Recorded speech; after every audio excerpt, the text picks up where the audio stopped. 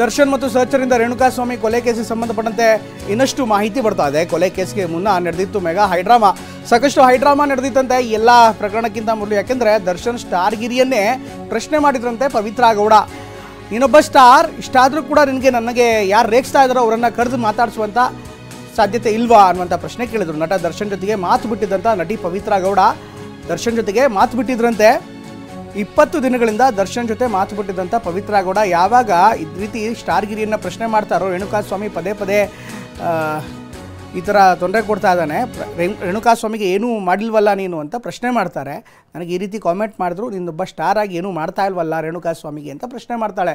ಇದರಿಂದಾಗಿ ಸಿಟ್ಟಾಗಿರ್ತಾರೆ, ಇಬ್ಬರ ನಡುವೆ ವೈಮನಸ್ಸು ಉಂಟಾಗಿರುತ್ತೆ. ಜೊತೆಗೆ ಆಕೆ 20 ದಿನಗಳಿಂದ ದರ್ಶನ್ ಜೊತೆಗೆ ಮಾತುಕತೆ ನಡೆಸಿರಲ್ವಂತೆ. ಹೀಗಾಗಿ ಮಾತುಕತೆ ಮಾಡದೆ ಅಂತರವನ್ನು ಕೆಲ ದಿನಗಳ ಕಾಲ ಕಾಯ್ಕೊಂಡಿರ್ತಾರೆ. ಯಾವಾಗ ಪವಿತ್ರ ಗೌಡ ಅಂತರವನ್ನು ಕಾಯ್ಕೊಂಡಿರ್ತಾರೋ ಆ ಸಂದರ್ಭದಲ್ಲೇ ದರ್ಶನ್ ನೇರವಾಗಿ ರೇಣುಕಾಸ್ವಾಮಿಯನ್ನು ಕರೆತರೋದಕ್ಕೆ ಪ್ಲ್ಯಾನ್ ಮಾಡ್ತಾರೆ. ಇನ್ನು ಅಷ್ಟೊಂದು ದೊಡ್ಡ ಸ್ಟಾರ್ ಹಾಗೆ ಹೀಗೆ ಅಂತೀಯಾ, ಆದರೆ ರೇಣುಕಾಸ್ವಾಮಿನ ಕರ್ಕೊಂಬರೋದಕ್ಕೆ ಆಗಲ್ವಾ, ಆದರೂ ನನಗೆ ಏನು ಮಾಡಿದ್ದೀಯಾ ಅಂತ ಪವಿತ್ರ ಗೌಡ ಒಂದು ದೊಡ್ಡ ಪ್ರಶ್ನೆ ಮಾಡಿದ್ದಾರೆ. ಹೀಗಾಗಿ ಯಾವಾಗ ದರ್ಶನ್ ಅವರನ್ನು ಪ್ರಶ್ನೆ ಮಾಡ್ತಾರೋ, ಜೊತೆಗೆ ನನಗೆ ಅಷ್ಟೆಲ್ಲ ಅಶ್ಲೀಲವಾಗಿ ರೇಣುಕಾಸ್ವಾಮಿ ಮೆಸೇಜ್ ಮಾಡಿದ್ದಾನೆ, ಮೆಸೇಜ್ ಮಾಡಿದ್ರು ನೀನು ಏನೂ ಮಾಡಿಲ್ಲ ಅಂತ ಹೇಳಿದ್ದ ಪವಿತ್ರ. ಹೀಗಾಗಿ ಈ ಒಂದು ಪ್ರಶ್ನೆ ಏನಿದೆಯಲ್ಲ, ಸಹಜವಾಗಿ ಅದು ದರ್ಶನ್ಗೆ ಇನ್ನಷ್ಟು ಸಿಟ್ಟರಿಸಿದೆ. ಆಗ ಪವನ್ಗೆ ಯಾರೋ ಅವನು ಕರ್ಕೊಂಬರೋವನ್ನ ಅಂತ ನೇರವಾಗಿ ಅವ್ರ ಹುಡುಗರಿಗೆ ಹೇಳಿದ್ದಾರೆ. ಇವಳಿಗೆ ನಾನು ಏನು ಅಂತ ತೋರಿಸ್ಬೇಕು ಅಂತ ಹೇಳಿದಂಥ ದರ್ಶನ್. ಅಂದರೆ ತಮ್ಮ ಸಹಜವಾಗಿ ಆ ಸ್ಟಾರ್ಗಿರಿ ಇದ್ದೇ ಇರುತ್ತೆ. ಇದರ ಜೊತೆಗೆ ಈ ರೀತಿಯಾದಂಥ ಪ್ರಶ್ನೆಗಳಾದಂಥ ಸಂದರ್ಭದಲ್ಲಿ ಸಹಜವಾಗಿ ಎಮೋಷನಲಿ ಸಿಟ್ಟಾಗಿರ್ತಾರೆ. ಇದ್ರ ಜೊತೆಗೆ ಅತ್ಯಂತ ಪ್ರಮುಖವಾದಂಥ ವಿಚಾರ ಅಂದರೆ 20 ದಿನಗಳಿಂದ ಪವಿತ್ರ ಗೌಡ ಮತ್ತು ದರ್ಶನ್ ಮಾತು ಬಿಟ್ಟಿದ್ರಂತೆ. ಯಾಕೆ ಮಾತು ಬಿಟ್ಟಿದ್ರು ಅಂದರೆ, ಪವಿತ್ರ ಗೌಡಗೆ ರೇಣುಕಾಸ್ವಾಮಿ ಮೆಸೇಜ್ ಹಾಕಿದ್ರು ಕೂಡ ದರ್ಶನ್ ಏನೂ ಮಾಡಿಲ್ಲ ಅನ್ನುವಂಥ ವಿಚಾರ ಆಕೆ ತಲೆಯಲ್ಲಿತ್ತು. ಹೀಗಾಗಿ ಅದನ್ನೇ ನೇರವಾಗಿ ಪ್ರಶ್ನೆ ಮಾಡಿದರು. ದರ್ಶನ್ ಬಗ್ಗೆ ಮಾತನಾಡ್ತಾ ಅಥವಾ ದರ್ಶನ್ಗೆ ನೇರವಾಗಿ ಪ್ರಶ್ನೆ ಮಾಡಿದ್ರಂತೆ ಪವಿತ್ರ ಗೌಡ.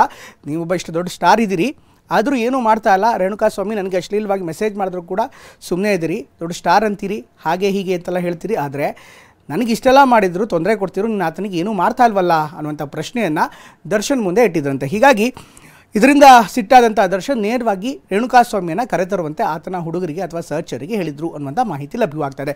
ಇನ್ನು ಈ ಬಗ್ಗೆ ಇನ್ನಷ್ಟು ಅಪ್ಡೇಟ್ಸನ್ನು ಕೊಡ್ತಾರೆ ನಮ್ಮ ಪ್ರತಿನಿಧಿ ಕಿರಣ್ ನೇರವಾಗಿ ಜಾಯ್ನ್ ಆಗ್ತಾರೆ. ಕಿರಣ್, ಈ ಎಲ್ಲ ಡೆವಲಪ್ಮೆಂಟ್ಗಳನ್ನು ನೋಡ್ತಾ ಇದ್ದರೆ ದಿನಕ್ಕೊಂದು ಹೊಸ ತಿರುವನ್ನು ಪಡೆದುಕೊಳ್ತಾ ಇದೆ. ಅಫ್ಕೋರ್ಸ್ ಈ 20 ದಿನಗಳಿಂದ ಮಾತು ಬಿಟ್ಟಿದ್ದು ಒಂದು ವಿಚಾರ ಆದರೆ, ಬಹುಶಃ ಇವರಿಬ್ಬರ ಮಾತುಕತೆ, ಇವರಿಬ್ಬರ ನಡುವಿನ ವೈಮನಸ್ಸೇನಿತ್ತು, ಈ ಪವಿತ್ರ ಗೌಡ ಅವರ ಸಿಟ್ಟೇನೆ ಆತನ ಅಭಿಮಾನಿಯ ನೆತ್ತರು ಹರಿಯೋದಕ್ಕೆ ಕಾರಣವಾಯ್ತಾ? ಪ್ರಮೋದ್, ಈಗ ತನಿಖೆಯಲ್ಲಿ ಸಾಕಷ್ಟು ವಿಚಾರಗಳು ಈಗ ಹೊರಗಡೆ ಬರ್ತಾ ಇದೆ. ಮುಖ್ಯವಾಗಿ ಪವಿತ್ರ ಗೌಡನ ಇಂಟ್ರಾಗೇಷನ್ ಇರ್ಬೋದು, ಜೊತೆಗೆ ಪವನ್ನ ಆತನು ಇಂಟ್ರಾಗೇಷನ್ ಮಾಡಿದಾಗ ಈ ಒಂದು ಸ್ಫೋಟಕ ವಿಚಾರಗಳು ಈಗ ಹೊರಗಡೆ ಬಂದಿದೆ.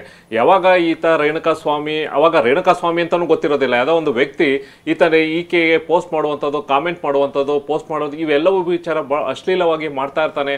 ಅದಕ್ಕೆ ಸಂಬಂಧಪಟ್ಟಂತೆ ಯಾರವನು, ಅವನಿಗೆ ಹುಡುಕಿ ಅಂತ ಪವನ್ ಮೂಲಕ ಹೇಳಿರ್ತಾನೆ. ಪವನ್ ಈ ವಿಚಾರವನ್ನ ದರ್ಶನ್ಗೂ ಕೂಡ ಮಾಹಿತಿ ಕೊಟ್ಟಿದ್ದಾರೆ. ಆದರೆ ದರ್ಶನ್ ಇದ್ರ ಬಗ್ಗೆ ಫಸ್ಟ್ ಇನಿಷಿಯಲ್ ಸ್ಟೇಜ್ ಅಲ್ಲಿ ಜಾಸ್ತಿ ತಲೆ ಕೆಡಿಸ್ಕೊಂಡಿರೋದಿಲ್ಲ.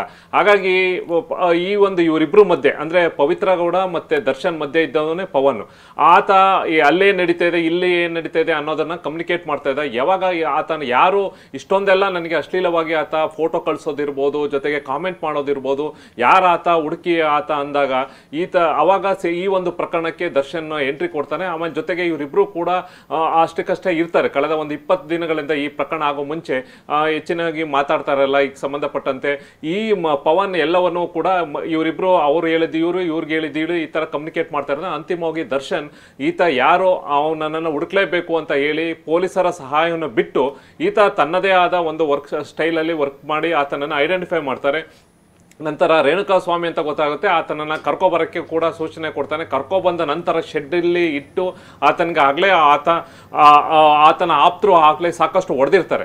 ನಂತರ ಈ ಪವಿತ್ರ ಗೌಡಂಗೆ ನಾನು ಏನು ಅನ್ನೋದು ತೋರಿಸ್ಬೇಕು ಅನ್ನೋ ಕಾರಣಕ್ಕೋಸ್ಕರ ಯಾವಾಗ ಅಲ್ಲಿದ್ದಂಥ ಅಂದರೆ ಅವನ ಮ್ಯಾನೇಜರ್ ಫೋನ್ ಮಾಡ್ತಾನೆ ದರ್ಶನ್ಗೆ. ನಂತರ ಪವಿತ್ರ ಗೌಡನ ಕರ್ಕೊಂಡು ದರ್ಶನ್ ಆ ಶೆಡ್ಗೆ ಹೋಗ್ತಾರೆ. ನೋಡು, ಈತನೇ ತಾನೇ ನಿನಗೆ ಮಾಡ್ತಾ ಇದ್ವಿ, ಹಾಗಾಗಿ ನೋಡು ಮುಂದೆ ನಿಲ್ಸಿದ್ದೀನಿ ಅಂತ ಹೇಳಿ ಆತನಿಗೆ ಒಂದು ಆಕೆಗೆ ಹೇಳ್ತಾರೆ. ಇದು ಈ ಒಂದು ಸಂಬಂಧಪಟ್ಟಂತೆ ಅವರ ಸ್ಟೇಟ್ಮೆಂಟ್ ಅಲ್ಲಿ ಎಳೆಯಾಗಿ ಪವಿತ್ರ ಗೌಡ ಮತ್ತೆ ಪವನ್ ಕೂಡ ಹೇಳ್ಕೊಂಡಿದ್ದಾರೆ.